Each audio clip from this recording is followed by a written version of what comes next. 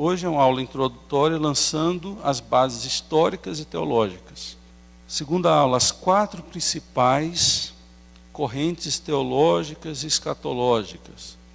Como interpretar o Apocalipse, entendendo o pré-milenismo dispensacionalista, desconstruindo o pré-milenismo dispensacionalista, Israel versus igreja no plano escatológico, o arrebatamento, o sentido bíblico, o anticristo, a ressurreição de justos e injustos, a segunda vinda de Cristo e o juízo, novos céus e nova terra, o que isso significa? São temas escatológicos. Deixa eu tentar aqui fazer essa introdução e dar um pouco de história para vocês. A teologia sistemática é uma forma sistemática de estudar temas bíblicos. Então você vai ter cristologia, que é o estudo de Cristo, a soteriologia é o estudo da salvação, pneumatologia é o estudo do Espírito Santo, e dentre outros você vai encontrar escatologia. Qual o significado dessa palavra esquisita, né? Escatologia? Logia, a maioria vai pegar por associação. Logia, estudo, vem da palavra logos, que é palavra, é a forma de você trabalhar um estudo de forma sistemática.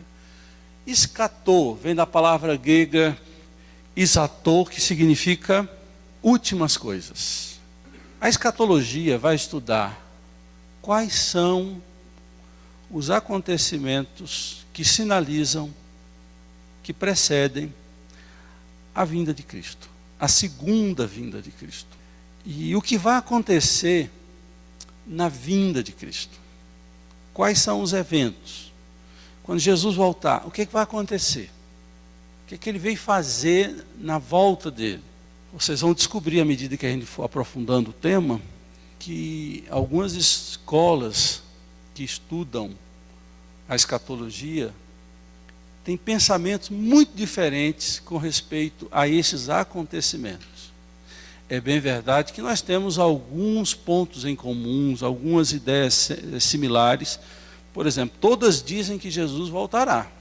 Todas dizem que acontecerão as ressurreições de justos e injustos. Todas dizem que haverá o dia do juízo, que haverá arrebatamento, mas alguns fazem acréscimos, outros interpretam equivocadamente um tema desse. E à medida que a gente for estudando e comparando, a gente vai ver essas diferenças que existem. A escatologia também estuda o que é que acontece com as pessoas que morrem. É um assunto ligado à escatologia. Por exemplo, se você lembra de alguém que faleceu recentemente, essa pessoa morreu, foi para onde? É um tema da escatologia que nós não vamos estudar. O estado intermediário, as pessoas que morreram entre a primeira vinda de Cristo e a segunda vinda de Cristo, o que é que acontece com essas pessoas? Tem um assunto na escatologia que é estado intermediário. Tem também na escatologia o estudo sobre como é que as pessoas que morreram estão, só para trazer um ponto para vocês perceberem.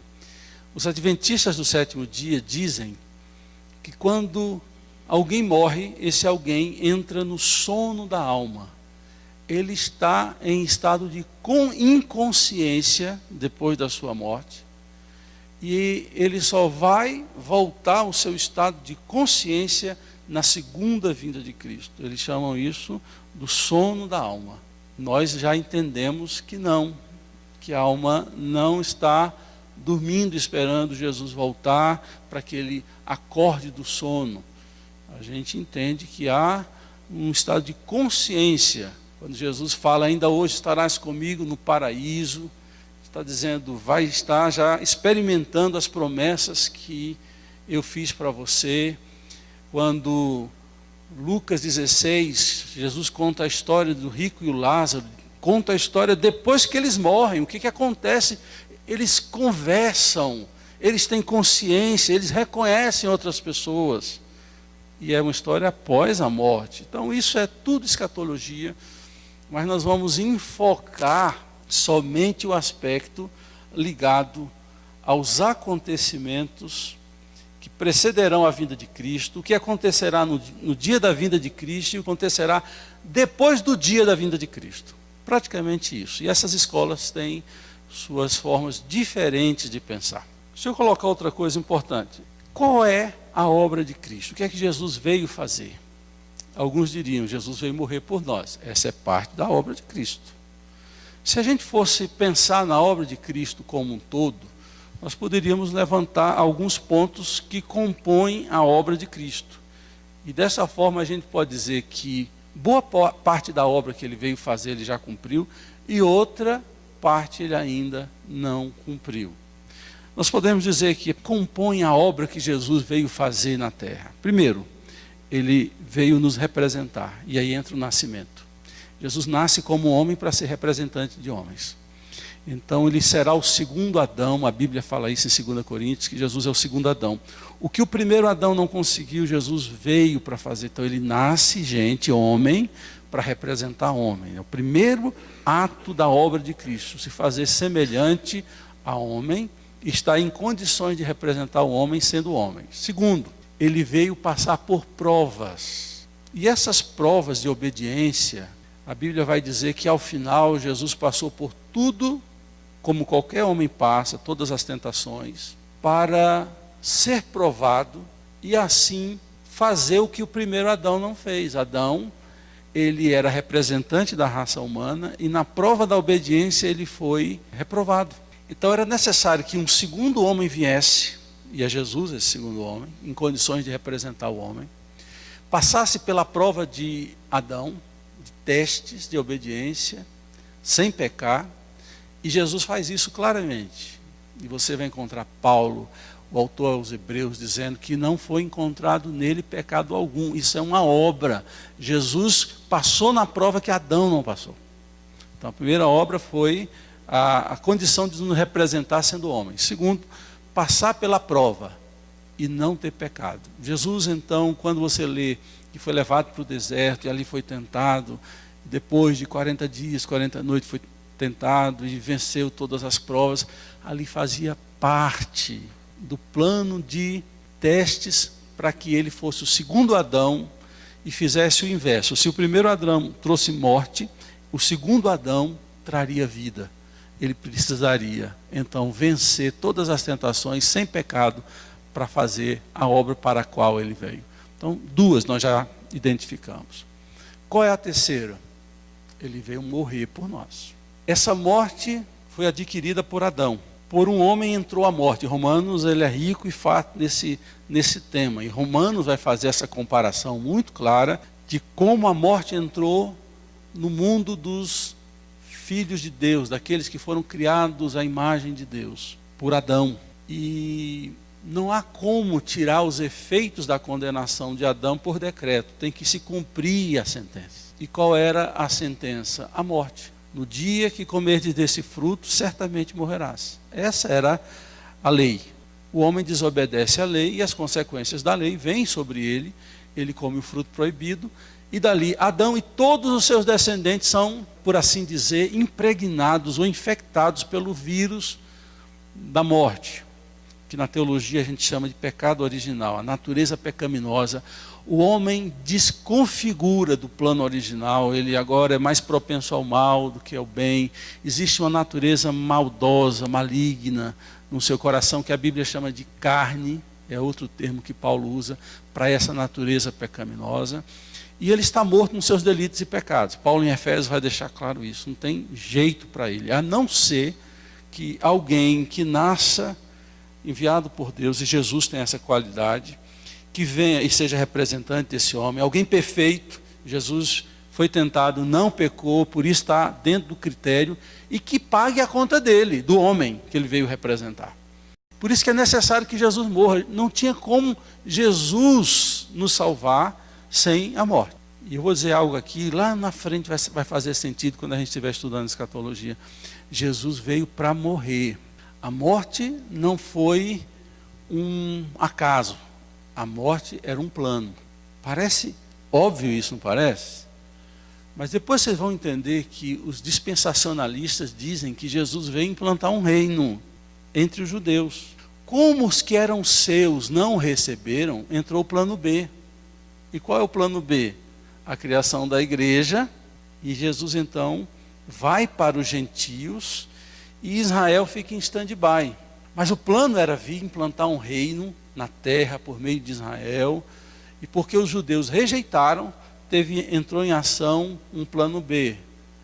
Se for assim, Jesus não veio para morrer, Jesus veio para reinar 1000 anos. E como os judeus não o receberam, isso é tudo da doutrina pré-milenista.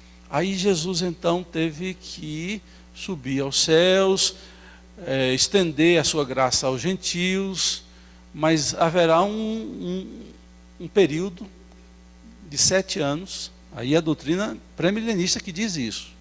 A igreja vai ser tirada para que Jesus venha e reine com os judeus na terra, e depois a gente vai aprofundar isso. Mas eu quero que fique claro, Jesus veio para morrer, e não para implantar um reino entre os judeus.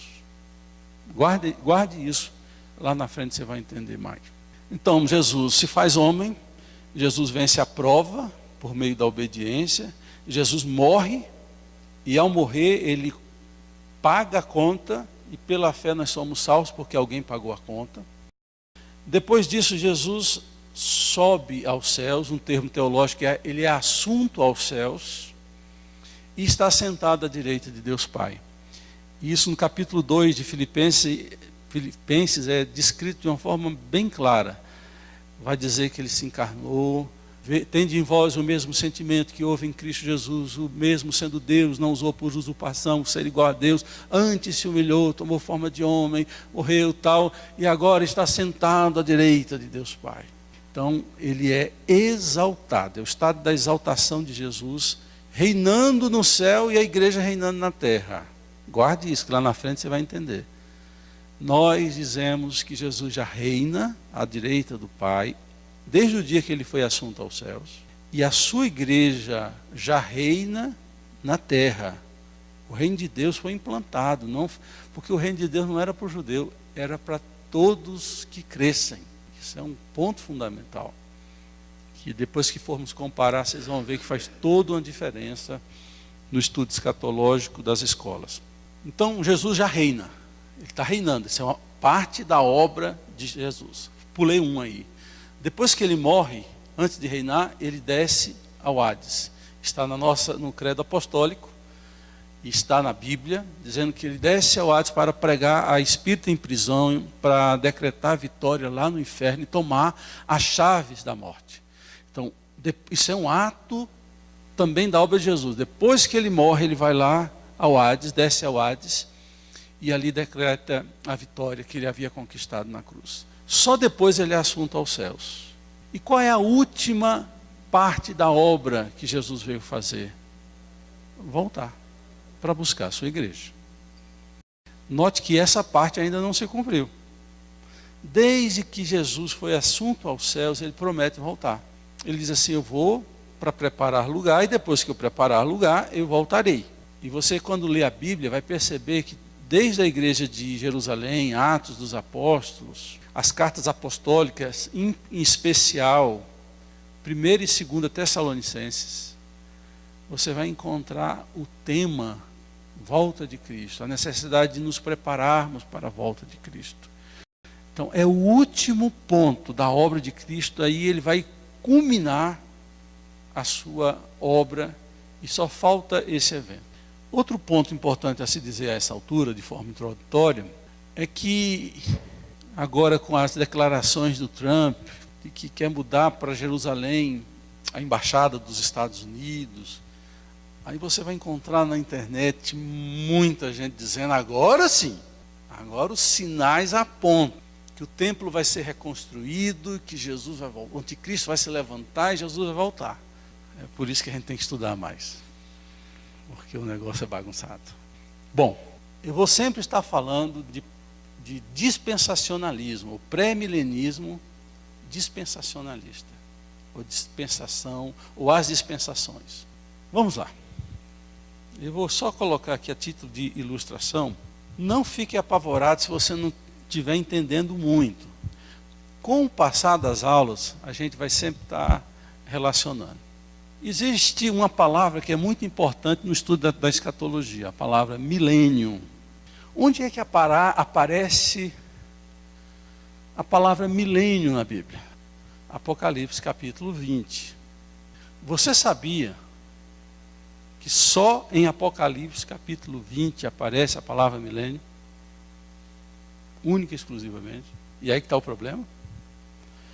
Porque uma das regras da interpretação bíblica é que você não pode construir uma doutrina em cima de um único versículo. Porque você tem que ter outros versículos que sustentem, isso é do direito, né? Você não pode fazer base doutrinária em cima de um único texto. Você corre o risco de fazer afirmações e de construir em cima de um pilar verdades que precisam de estruturas maiores, mais fundamentadas. Então, toda vez que alguém constrói uma teologia em cima de um único versículo, é um grande perigo. Cabe a quem interpreta a Bíblia ter um versículo e depois procurar na Bíblia assuntos que versem sobre aquele versículo. E você faz um trabalho construtivo de comparação, vendo semelhança, para poder fazer afirmações e construir uma doutrina. Essa é a lógica. Então nós temos um problema porque todas as escolas que estudam escatologia têm no nome isso aqui, ó, milênio. Então de alguma forma, e se puder anotar isso é bom, de alguma forma o coração do estudo escatológico é o milênio. E aí surge o problema, porque quem vai fazer declarações sobre o milênio, detalhar como será o milênio, vai no Velho Testamento para subsidiar o estudo do Novo. E é um grande perigo quando você vai no Velho Testamento para explicar o Novo. Porque você tem que ter uma base muito boa. Não se apavore, uma hora você vai entender isso que eu estou falando. Isso aqui é a introdução. Nós temos 4 escolas que abordam o milênio e abordam como será a vinda de Cristo. Você tem o pré-milenismo. Por que pré-milenismo? Por causa do milênio. Está pegando aí, né? O milênio é o coração do estudo. E todas as escolas de pensamento têm o milênio no nome. Pré-milenistas. Depois eu vou definir, conceituar, mas guarde as escolas, os nomes das escolas. E aí, como pré-milenistas, você tem 2 escolas. A pré-milenista histórica, ou histórico, o pré-milenismo dispensacionalista. Aí você tem o pós-milenismo, eu vou botar o pós aqui e vou explicar por que depois. Pós-milenismo, e a 4ª escola é que os reformados advogam, é o amilenismo. Todas têm o milênio no nome. Vamos tentar então diferenciar um pouco delas. Todas essas escolas, os nomes dessas escolas têm a ver com a pergunta: quando Jesus voltará? Eles vão dizer, 2 escolas vão dizer, o pré-milenista histórico e o pré-milenista dispensacionalista vão dizer, Jesus voltará antes do milênio. O pós-milenista vai dizer, Jesus voltará depois do milênio. E o amilenista vai dizer, nós já estamos no milênio. E de alguma forma, ele voltará também depois do milênio. Eu sei que é difícil, são muitas informações. Eu vou fazer de novo a diferenciação. Milênio é a palavra-chave de todas as 4 correntes do pensamento. E a pergunta básica é, quando Jesus voltará? 2 dizem que Jesus voltará antes do milênio acontecer, e 2 outras dizem que Jesus voltará depois do milênio. Eu botei o amilenista aqui, no meio, porque eles dizem que já está acontecendo o milênio. O pós-milenista diz que o milênio é a menos hoje, é a menos aceita essa aqui. Eu vou explicar depois para vocês. A mais infeliz em termos de nome é a nossa. A Silvia falou ali. O A é negação.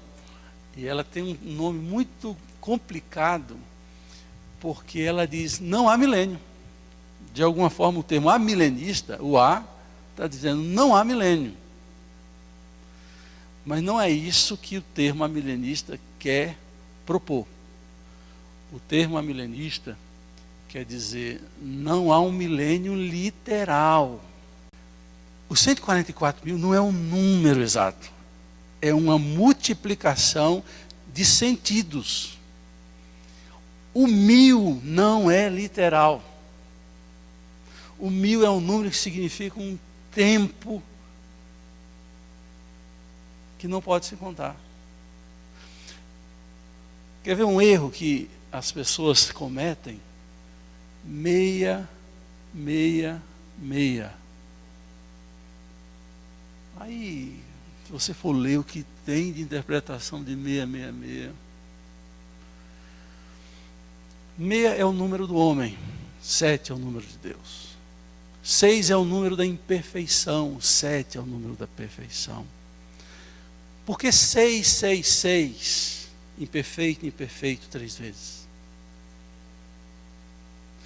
A Trindade e o tríplice amém, amém, amém, amém, é de uma exaltação a algo, ou da ênfase a algo. Quando eu falo que o anticristo, ele é um homem imperfeito, maldoso, pecador, na extensão máxima da escala da humanidade de imperfeição. É isso. A gente fala muito do Espírito Santo, né? O Espírito Santo é a terceira pessoa da Trindade. Aí você vai ler Apocalipse. Logo no começo, diz que os 7 Espíritos de Deus foram enviados pela terra.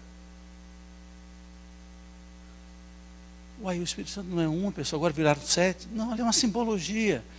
Então é muito difícil interpretar Apocalipse, porque é um livro simbólico. Eu diria que, aí é uma estimativa minha, não quer dizer que eu esteja certo, que 80% do livro de Apocalipse é simbólico. E a gente tem que ter cuidado na interpretação. Bom, dito isso, por que eu vou chegar em Apocalipse 20 e vou dizer, esses 1000 anos é 1000 anos literal? Se praticamente todos os números que aparecem em Apocalipse têm um símbolo por trás deles. E aí que está o erro, que no meu entendimento, os pré-milenistas, tanto os históricos, quanto os pré-milenistas dispensacionalistas, eles erram, porque eles fazem a leitura de 1000 anos de forma literal, e não de forma simbólica. O amilenismo e o pós-milenismo vão encarar o milênio como se fossem período de tempo que não está preso à literalidade de 1000 anos. Então, essa é uma dificuldade que nós temos aí com os pré-milenistas. Os pré-milenistas históricos, e tem esse nome histórico porque é uma forma de pensar muito antiga. Na sua concepção, pastor, qual seria a razão de Deus colocar um livro com tão difícil interpretação? Boa pergunta. Se a gente for estudar a Bíblia, a gente vai descobrir que Deus fala muito pouco do céu. Fala do céu, mas não descreve como será o céu. De uma forma detalhada, como ele fala da missão que a gente tem na terra. Você vai para as cartas apostólicas, vai falar da razão da salvação, que a gente tem que evangelizar, como se relacionar na igreja. Capítulo 12 a 14 de Romanos é ensinando a viver na terra. E ele apenas promete que nós estaremos com ele, que viveremos eternamente com ele, que lá é um lugar de consolo, tal, tal, tal. Mas não entra em detalhes. E a resposta, para mim, ela é muito clara. Para a gente não ficar alienado desse mundo, pensando em ir para o céu, e esquecer de viver e cumprir a nossa missão na terra. E essa, para mim, é muito cristalina. Então, ele vai dizer, enquanto você tiver vida, sua razão de viver é de evangelizar, é de fazer diferença, é de estar agindo aqui na terra. Senão a gente vai ficar, que dia eu vou para o céu.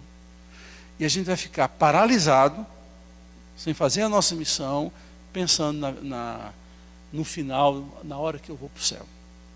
Então, para mim, essa é uma razão básica mesmo. E para assim, porque a gente... Outra coisa que eu vou dizer aqui, que eu acho muito importante. Eles estavam descrevendo algo que iria acontecer na linguagem dele, dentro da realidade dele, uma carruagem, então ele descreve algo que ele não entende com a linguagem, com o conhecimento dele. Vocês sabem que mesmo quando a gente se converte, o Espírito Santo habita em nós, ele age dentro de nós, mas a natureza pecaminosa ainda existe dentro de nós. Por isso que de vez em quando você quer matar alguém, sufocado no pescoço. Isso é prova de que existe uma natureza pecaminosa dentro de você. Por isso que de vez em quando você mente, você faz as coisas erradas, porque existe uma natureza pecaminosa que ainda não morreu. Quando é que essa natureza pecaminosa que habita em nós vai morrer? Quando nós formos transformados. A Bíblia fala em 1 Coríntios, capítulo 15, que no dia da vinda de Cristo, na segunda vinda de Cristo, os que estão vivos, se Jesus voltasse agora, nós que estamos aqui nessa sala, nós não vamos morrer. A Bíblia diz que os nossos corpos serão transformados instantaneamente, num piscar de olhos, de corpos incorruptíveis, que se corrompem pelo pecado, em corpos novos, corpos incorruptíveis, corpos glorificados, num estalar de dedo. Os que estão mortos na vinda de Cristo serão ressurretos com os corpos incorruptíveis. Nós não precisaremos morrer para ter um corpo incorruptível. Será num piscar de olhos. E não só um corpo incorruptível. Guarde isso, por favor. A nossa mente será restaurada. O pecado não só atingiu o nosso corpo, nos fazendo adoecer, morrer, pecar. A ressurreição que Jesus promete é uma ressurreição de plenitude. A nossa mente hoje, que tem a tendência ao mal, de não entender as coisas certas, ela vai entender tudo. As nossas limitações hoje terminarão nesse dia. Como entender essas coisas gloriosas com essa mente limitada? Então, é outra razão. Para a gente não ficar ali, como vai ser? E a gente fica nessa luta de querer entender Apocalipse, vai ser assim, Rude de Ouro, Jasmim. Mas você está pensando com uma mente corrompida. Nunca. Você nunca foi lá no céu, você não sabe como é a eternidade. Aí, para evitar que a gente fique com a mente corrompida, tentando entender como será a perfeição do céu e a nossa perfeição, porque lá nós seremos perfeitos.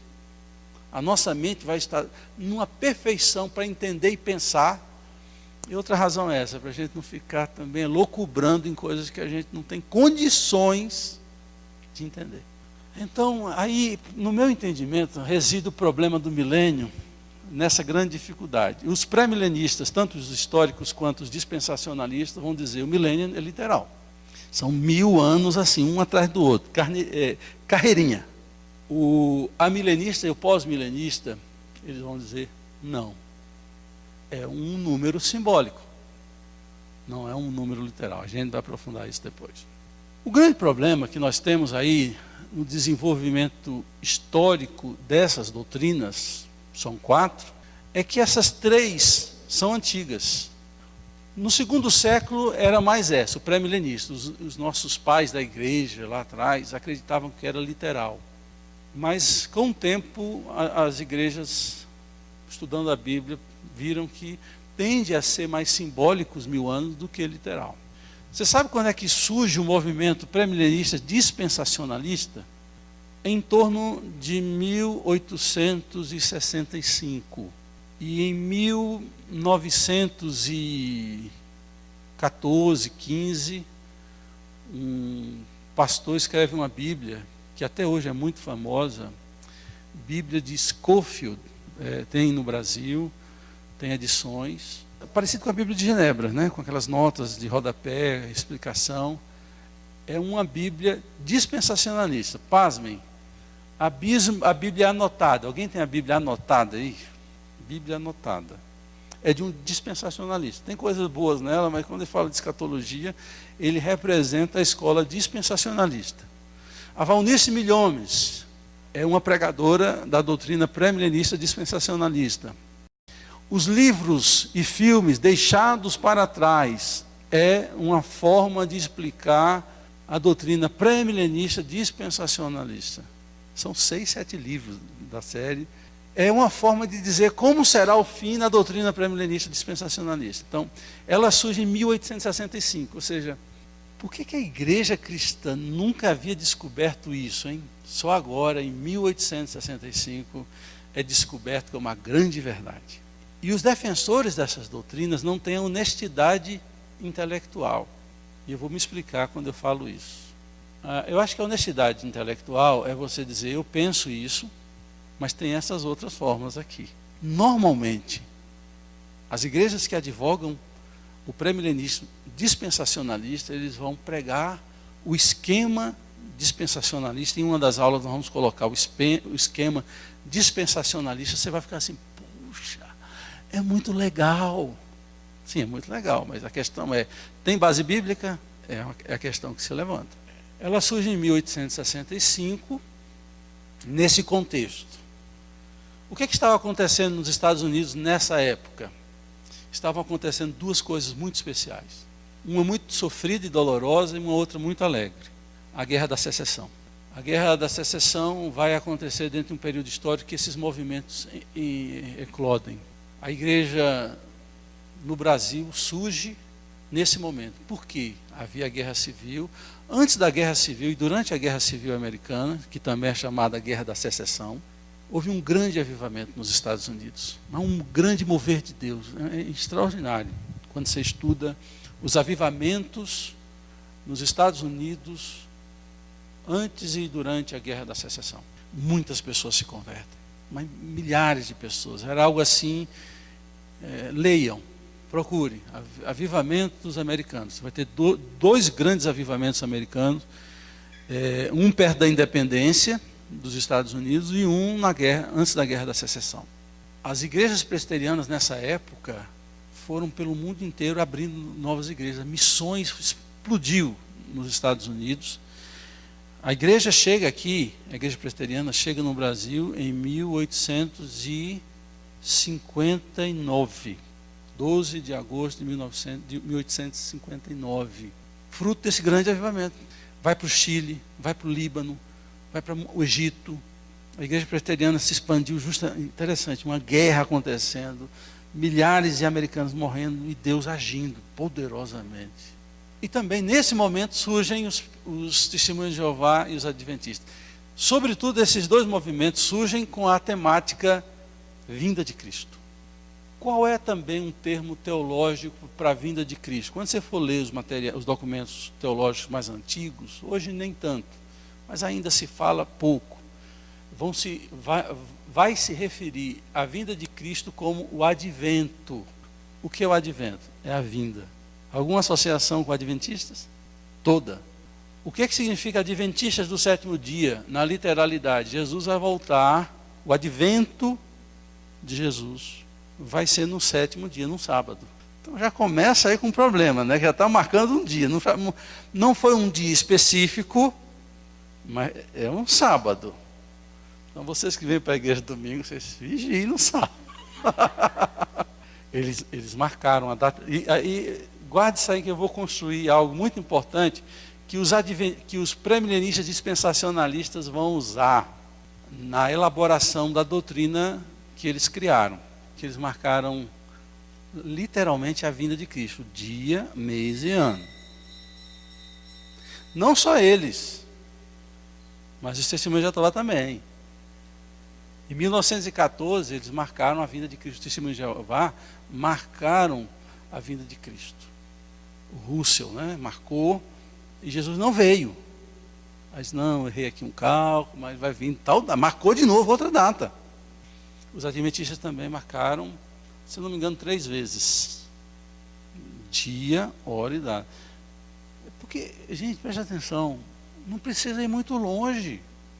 As pessoas parecem que tem hora que não pensam o lógico, o mínimo. Jesus não falou que o dia, a hora, ele como filho do homem, nem ele sabe. Está escrito na Bíblia. Quando é que você vai vir? Isso é algo reservado ao Pai. Ele que sabe o dia, a hora, o ano que eu vou vir. Nem eu sei. Jesus vai dizer isso. Mas tem gente que acha que sabe, marca dia, hora. É um contrassenso. Mas tá bom. Cada um é responsável pelas suas posições e decisões. Os adventistas dizem assim, Jesus veio, mas entrou no seu descanso. Ele não veio buscar a igreja ainda. Mas ele veio e entrou no descanso. Ele deu aquela como é que no termo? Um rasante, mas não chegou. Aí, com o desenvolver dessas teologias, de escolas de escatologia, você vai descobrir que somente os dispensacionalistas sustentam algo que os adventistas e os testemunhos de Jeová sustentaram quando eles criaram as denominações, que Jesus veio em secreto. Eu vou só antecipar isso para que vocês entendam um pouco do que eu quero dizer. Eu estou falando dos dispensacionalistas, não no que eu creio. Os dispensacionalistas dizem, diferente de nós, que Jesus vai voltar 2 vezes mais ainda. A maioria dos cristãos, lendo o credo apostólico desde sempre, a gente espera a vinda de Cristo, como se fosse uma única vinda. A parousia é o termo grego para o aparecimento. A parousia significa aparecimento do Senhor. Mas os dispensacionalistas, por causa lá de trás dos testemunhos de Jeová e dos adventistas, eles constroem uma doutrina que diz o seguinte: quando estiver perto do fim, existirá um período chamado de 7 anos. E nesses 7 anos, antes da vinda de Cristo, esses 7 anos seriam divididos 3 anos e meio, 3 anos e meio. Está lá em Apocalipse isso. E é outro livro, Daniel 10, que é 70 semanas de Daniel. Todos os dispensacionalistas vão ler como literal. Eles não têm a capacidade de fazer a leitura de Apocalipse de forma simbólica. E caem no erro novamente de interpretar isso. É o que eles dizem, não é o que eu creio. 7 anos, dividido de 3 anos e meio, 3 anos e meio. Nesses 3 primeiros anos e meio, o anticristo se levantará, fará paz, se associará a Israel. Quando os judeus pensam que é um tempo de paz para eles, esse anticristo se virará contra Israel e começará a perseguir os judeus. Então o que é que vai acontecer nesses 7 anos aqui? Antes de começarem esses 7 anos, a igreja será arrebatada e encontrará com Jesus nos ares. É isso que eles chamam de arrebatamento. É um evento antes da vinda de Cristo definitiva. Jesus vem nos ares secretamente. É o que eles ensinam. Por isso que você já ouviu falar certamente que nesse dia o piloto do avião vai sumir. Quem assistiu o filme viu que só a roupa fica. Ninguém entende nada, porque os crentes verdadeiros serão arrebatados. Ficarão nesse mundo os crentes meia boca, os crentes que vão para a igreja, mas não são crentes, só os verdadeiros que vão ser arrebatados. Para quê? Para que a igreja não passe pela grande tribulação. E além disso, para que esse período de 7 anos seja o período de Deus tratar Israel. Como os judeus rejeitaram Jesus esses 7 anos, antes da vinda de Cristo, é necessário que Israel tenha uma nova chance de ter um encontro com o Messias. Por isso que a igreja tem que sair do cenário, para Deus ter um trato com os judeus. Só que esse arrebatamento da igreja, que se dará antes desses 7 anos, Jesus vem de forma secreta e a vida continua. Milhões de pessoas são arrebatadas, mas a vida continua. Aí depois desse período de 7 anos aqui, de grande tribulação, mais uma vez, para o judeu, Jesus voltará gloriosamente com os anjos, tal. Aí, a partir daqui, ele vai implantar o reino de 1000 anos na terra. Essa não é a visão que eu creio. Essa é uma visão pré-milenista dispensacionalista. E por que eu me referi a ela agora, assim, ainda que de forma muito resumida? Porque eles dizem que Jesus volta secreto. Dessa forma, Jesus vai voltar, vai vir à terra 3 vezes. Uma vez ele já veio, para morrer na cruz por nós. A segunda vez será secreta, para tirar a igreja, arrebatar a igreja, para que tenha um tempo de Israel com Deus. Ao final desses 7 anos ele volta, agora de forma visível. Aí é porque ela é muito sofisticada, muitos detalhes. Aqui há uma ressurreição de mortos, dos crentes, e ao final desses 7 anos, uma ressurreição de injustos. Mas a gente vai detalhar tudo isso. A doutrina dispensacionalista, ela vai construir toda a sua base no Velho Testamento, principalmente em Isaías, Ezequiel, Daniel, Oséias. praticamente toda a fundamentação dessa forma de pensar é Apocalipse e Velho Testamento. A lógica seria pegar o que Jesus disse a respeito da vinda. Está lá em Mateus 24, Mateus 25. Vamos ouvir quem vai vir. O próprio Jesus falando da vida dele. Aí você vai para o Velho Testamento para embasar um novo. É preferível ouvir Jesus.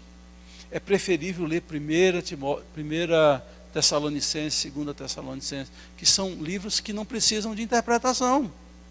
Está lá claro. A doutrina amilenista ela vai se prender mais ao Novo Testamento. Ela vai se prender ao Novo Testamento, ao que Jesus diz e o que os apóstolos dizem no Novo Testamento a respeito da vinda.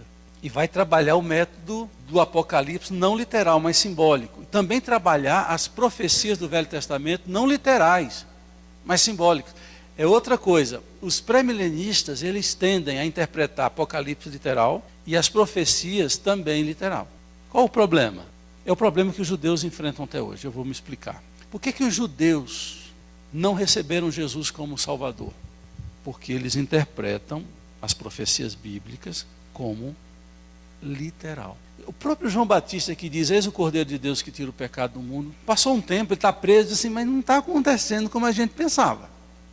Ele manda o emissário perguntar a Jesus, você é mesmo Messias ou temos que esperar outro? O homem disse, esse é o Cordeiro de Deus. Em um outro momento ele está em dúvida, porque a forma dele interpretar o Velho Testamento era uma forma literal. O Messias esperado não estava casando bem, porque o Messias vinha destruir Roma. Você pega os textos do Velho Testamento, parecia que Jesus vinha no tanque para passar por cima de todos os filisteus, jebuseus, tudo terminava em Zeus, ele estava passando por cima com um tanque de guerra. A ideia literal leva a isso. Mas quando Jesus cumpre as profecias do Velho Testamento como Messias, é tudo simbólica. Todas as profecias têm uma espiritualização nisso. Quando Herodes pergunta se ele era rei desse mundo, ele diz, meu reino não é desse mundo, meu reino é no coração das pessoas. Quando ele vai falar do reino de Deus, ele não fala de um reino de Deus geográfico, ele fala assim, o reino de Deus já está no coração de vocês.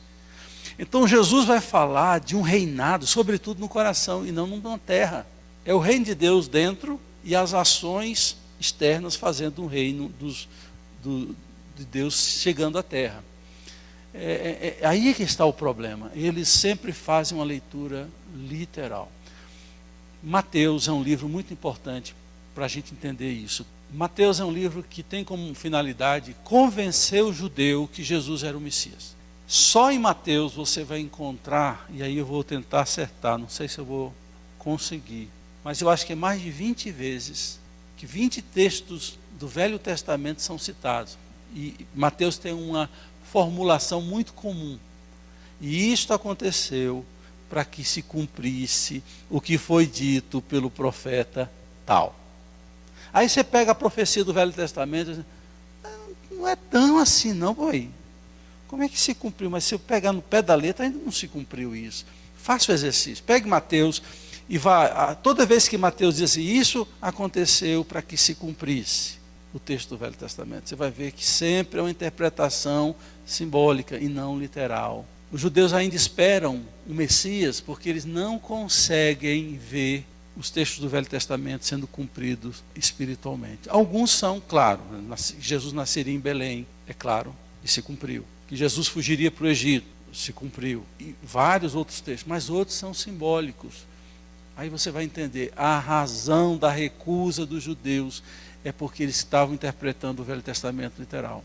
E aí entra o método de interpretação que nós fazemos, os amilenistas fazem. 1000 anos de Apocalipse não é literal. Muitos dos textos do Velho Testamento proféticos não podem ser lidos literalmente, são simbólicos. Toda construção do pré-milenismo dispensacionalista é olhar o Velho Testamento, a profecia do Velho Testamento como literal, olhar Apocalipse capítulo 20 como literal. A gente vai prosseguir na próxima aula, entrando no esquema de cada um dos pensamentos, detalhando cada uma das escolas, como é que eles pensam, passo a passo. Mas vamos dar prioridade à comparação entre o dispensacionalista e o amilenista, que é a razão para a gente estar estudando isso. E por que a gente está estudando assim? Porque quando você fala com, principalmente um neopentecostal, ele é amilenista, dispensacionalista roxo. Ele nem sabe que existem outras formas de interpretar o milênio. Porque passam para ele como se fosse verdade absoluta. Isso tem impregnado muitas pessoas. Então, se você for falar com alguém, ele é influenciado sobre o pré-milenismo dispensacionalista. Ele diz, a Bíblia diz isso. Não, te falaram isso, que a Bíblia dizia isso. Mas quando você vai estudar, não é bem assim que deve ser, e não é bem o que disseram. Uma aula vai ser como interpretar o livro de Apocalipse. Mas nós não vamos estudar capítulo a capítulo Apocalipse. Nós vamos mencionar Apocalipse naquilo que for necessário, mas vai ser o estudo da escatologia, que é muito maior do que Apocalipse.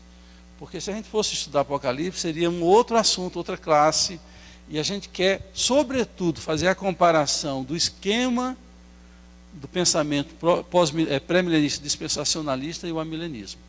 Mas a gente vai indicar um livro, já está ali no quadro, para que vocês leiam, que é um comentário de Apocalipse, bem resumido. Quem tiver interesse seria bom. Mais do que Vencedores. E lá tem a forma de interpretar, e nós vamos estudar essa forma de interpretação. São desenvolvimentos históricos. Por exemplo, o pós-milenismo. Isso era muito da igreja reformada protestante, o pós-milenista. O pós-milenista dizia, o reino de Deus, Jesus virá depois do milênio. E como é que eles entendiam o milênio? O milênio é um período que não é literal, é um período de aperfeiçoamento da raça humana. A igreja, olha como é que eles pensavam, é até bonito e romântico. A igreja vai se expandir pela terra. E de fato isso tem acontecido. E quando a igreja chegar em lugares longínquos, a igreja vai mudar a sociedade. As pessoas não vão mais se matar, vai ser um tempo de paz na terra. E depois, quando esse tempo de paz chegar na terra, virá Jesus Cristo depois desse milênio. Por isso que o tema é pós-milênio. A igreja pregando o evangelho vai melhorar o mundo. E depois que o mundo melhorar, Jesus volta. Era a visão pós-milenista. Então, uma visão histórica de que a igreja ia melhorar o mundo. Aí veio a primeira, a Segunda Guerra Mundial, aí sepultou essa doutrina. Porque, de alguma forma, a humanidade tinha melhorado em comparação àquelas épocas de guerras constantes e tudo mais. Mas quando as duas grandes guerras surgiram, aí sepultou esse pensamento. O movimento amilenista também é antigo, e o mais recente dele já deu o desenvolver histórico do dispensacionalista, dentro desse mover aí do surgimento do adventismo, dos testemunhos de Jeová, que surge essa forma muito detalhada de como serão os acontecimentos, baseado em Apocalipse e no Velho Testamento. Então, todas têm uma raiz histórica, né, nesse sentido. Não é uma pessoa que levantou e disse, existe essa e essa. São movimentos históricos. Se você não entendeu muito, você vai entender. Porque eu vou sempre trazendo as informações novas e repetindo aquilo que a gente está falando.